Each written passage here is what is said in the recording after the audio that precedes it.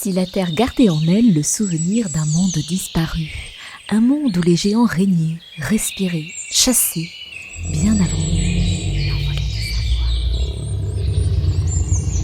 Nous sommes il y a environ 230 millions d'années au Trias. La Terre est encore réunie en un seul continent, la Pangée. Le climat est rude, instable, presque hostile. Et pourtant, dans cette austérité, une ligne discrète se faufile, de petits reptiles bipèdes, légers, rapides. Et si les dinosaures n'étaient pas apparus dans un fracas, mais dans une discrète émergence? Rien à voir avec les géants que l'on imagine. Les dinosaures appartiennent aux archosaures, une grande famille qui inclut aussi les crocodiles et les ancêtres des oiseaux. Une posture redressée, les membres sous le corps, une révolution dans le mouvement. Comme si la vie doucement apprenait à se tenir debout. Mais comment les dinosaures sont-ils devenus les maîtres du monde? Durant les périodes suivantes, Jurassique puis Crétacé, les dinosaures évoluent, se diversifient et occupent chaque niche écologique.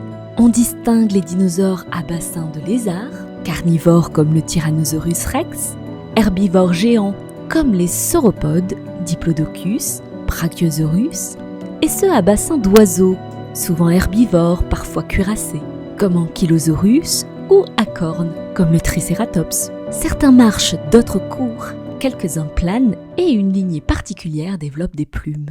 Et oui, les oiseaux en sont leurs héritiers. Mais à quoi ressemblait la vie des dinosaures? Certains avaient des plumes, parfois colorées.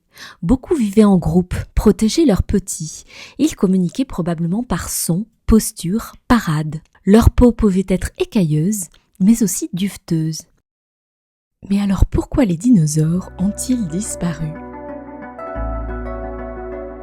Il y a environ 66 millions d'années, un astéroïde frappe la Terre, au Mexique. Il se créait alors des nuages de poussière, une obscurité prolongée, une chute des températures et un effondrement des chaînes alimentaires. À cela s'ajoutent probablement d'intenses éruptions volcaniques, les grands dinosaures disparaissent. Mais pas tous.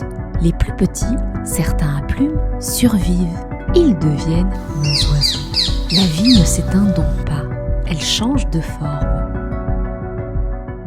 Et si au fond, les dinosaures étaient une métaphore de nous-mêmes? Ils nous racontent que la domination n'est jamais éternelle, que l'adaptation vaut plus que la puissance et que la fin d'un monde peut être le début d'un autre.